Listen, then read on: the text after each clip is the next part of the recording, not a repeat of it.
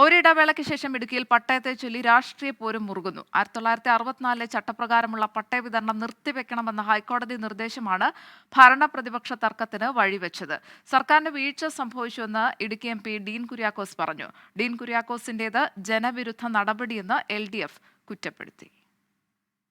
1964 ചട്ടപ്രകാരം പട്ടയം നൽകുന്നതിൽ അനർഹർ കടന്നുകൂടിയെന്ന amicus curiae വാദം അംഗീകരിച്ചാണ് ഹൈക്കോടതി ഉത്തരവ്.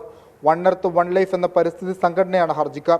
കോടതിയിൽ നിന്നുള്ള തിരിച്ചടിക്ക് കാരണം സർക്കാർ അഭിഭാഷകന്റെ പിടിപ്പുകേടെന്ന് ഇടുക്കി MP ഡീൻ കുര്യാക്കോസ്.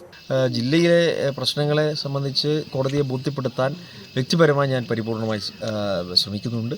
പക്ഷേ അതിലുപരിയായി സർക്കാരാണ് ഈ കാര്യത്തിൽ വിശദീകരണം നൽകേണ്ടത്.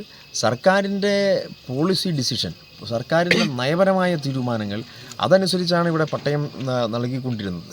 ആ നൽകിക്കൊണ്ടിരുന്ന പട്ടയങ്ങളെ സംരക്ഷിച്ചു നിർത്താൻ സർക്കാരിന് കഴിയുന്നില്ല എന്ന് പറഞ്ഞാൽ ആർക്കോ വേണ്ടി സർക്കാർ ഒളിച്ചു കളിക്കുന്ന ഒരു രീതിയാണ് ഇവിടെ ഉണ്ടായിട്ടുള്ളത് എന്ന് പറയേണ്ടി വരും. പ്രശ്നം റവന്യൂ മന്ത്രിയുടെ ശ്രദ്ധയിൽപ്പെടുത്തിയിട്ടുണ്ടെന്ന് LDF ജില്ലാ നേതൃത്വം. ഒപ്പം അമിക്കസ് ക്യൂരിക്കും ഡീൻ കുര്യാക്കോസിനുമെതിരെ ജില്ലാ കൺവീനർ KK ശിവരാമന്റെ വിമർശനവും. പട്ടയ നടപടികളെ നിർത്തിവെക്കണം എന്നാവശ്യമുന്നയിച്ചത് അമിക്കസ് ക്യൂറി ആണെങ്കിലും ഏത് പരിസ്ഥിതി സംഘടനകളാണെങ്കിലും ഇടുക്കിയിലെ ജനങ്ങളുടെ നമ്പർ 1 ശത്രുവിൻ്റെ ഭാഗത്താണ് അവരെന്ന് പറയാതിരിക്കാൻ കഴിയില്ല. അവരോടൊപ്പം ചേരുന്ന സമീപനമാണ് ഇടുക്കിയിലെ MPയും സ്വീകരിച്ചിരിക്കുന്നത്. അതേസമയം ഭൂപതിവ് ഭേദഗതി ബില്ലിൽ ഒപ്പിടാത്ത ഗവർണർക്കെതിരെ പ്രതിഷേധം കടുപ്പിക്കാനാണ് CPIMന്റെ തീരുമാനം. നിയമ നടപടികളും ആലോചനയിലുണ്ടെന്ന് CPIM ജില്ലാ സെക്രട്ടറി CV വർഗീസ്. ഇതൊരു ജില്ലയുടെ ജനതയുടെ മാത്രം പ്രശ്നം, ഇതൊരു പൊളിറ്റിക്കലായ പ്രശ്നം, ഒരു പ്രദേശത്ത് ജനങ്ങൾ ചെയ്യുന്നത്. അപ്പം അത് വെച്ചുകൊണ്ട് അദ്ദേഹം പച്ചയായ രാഷ്ട്രീയം കളിക്കുകയാണ്. 2 മാർഗ്ഗമാണ്. ഒന്ന് നിയമപരമായി നേരിടും. അതിനെ നിയമവശം പഠിക്കുന്നതിന് വേണ്ടി ഞങ്ങൾ വിദഗ്ധരുമായി ചർച്ച ചെയ്യപ്പെട്ടുകൊണ്ടിരിക്കുകയാണ്.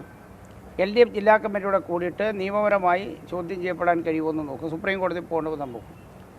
അതല്ല എങ്കിൽ രാജ്ഭവൻ്റെ മുമ്പിൽ സ്ഥിരമായിട്ടുള്ള നിരന്തര സമരം. പ്രശ്നം പരിഹരിക്കപ്പെടാതെ മുന്നോട്ട് പോകില്ല. റവന്യൂ മന്ത്രി ചീഫ് സെക്രട്ടറിയോട് വിശദമായ റിപ്പോർട്ട് ആവശ്യപ്പെട്ടിട്ടുണ്ട്.